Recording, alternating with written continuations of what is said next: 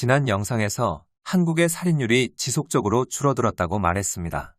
살인율이 줄어드는 것은 물론 좋은 일이지만 우리는 한국의 살인율이 왜 줄어들었는지를 이해해야 됩니다. 살인과 폭력을 줄이는 방법은 크게 세 가지입니다. 하나, 책 위험한 정치인의 저자는 살인이 수치심 때문에 발생한다고 주장했고, 수치심의 주요 원인인 실업이 늘어나면 살인이 늘어난다는 것을 증명했습니다.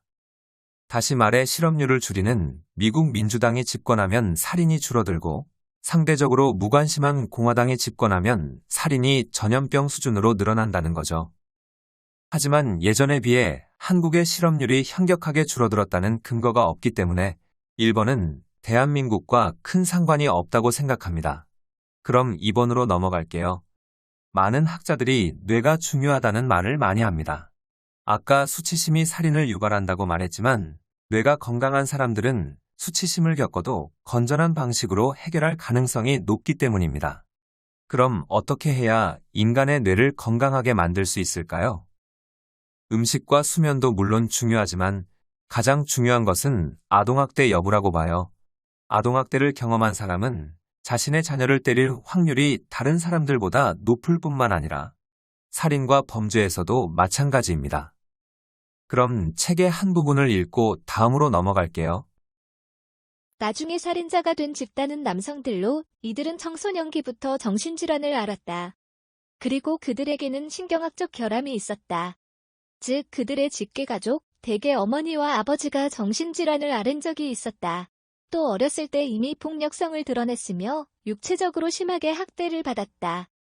그들 중 3분의 2는 어렸을 때 자동차 사고나 높은 곳에서 떨어지는 사고로 뇌가 심각하게 손상된 적이 있었다.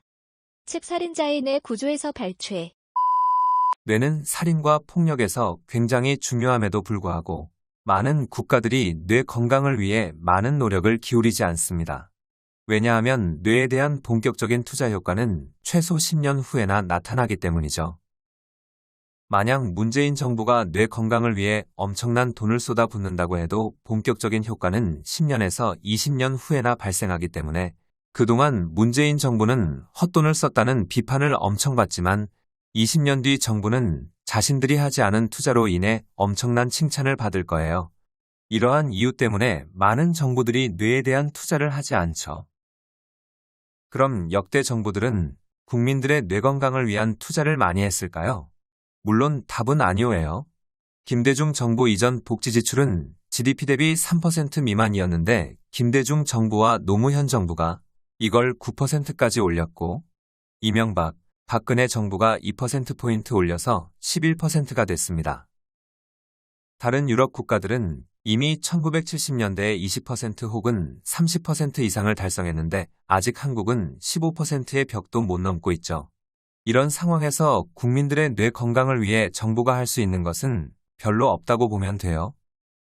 다시 말해 건강을 증진시키기 위해서는 많은 돈이 필요합니다. 오늘의 영상은 여기까지입니다.